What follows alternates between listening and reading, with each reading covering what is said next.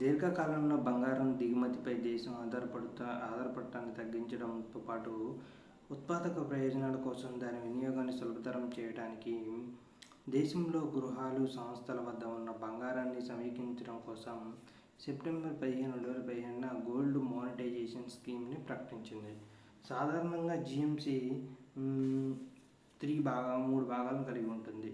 అంటే స్వల్పకాలిక bank deposit 1 to 3 years, మధ్యకాలిక ప్రభుత్వ డిపాజిట్ 5 to 7 years, దీర్ఘకాలిక ప్రభుత్వ డిపాజిట్ 12 to 15 yearsగా ఉంటుంది.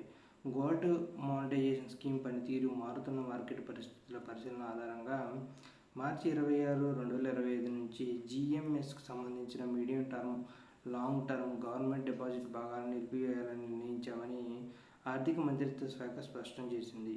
జీఎంఎస్ కింద బ్యాంకులు అందించే స్వల్పకాలిక బ్యాంకు డిపాజిట్లు ఆయా బ్యాంకుల అభిష్టానుసారం కొనసాగుతాయని పేర్కొంది. అయితే ఆ స్కీమ్ అమలు విషయంలో ఏమైందంటే రిజర్వ్ బ్యాంకుకు సంబంధించిన వివరణాత్మక మార్గదర్శకాలు అనుసరించాల్సి ఉంటుంది.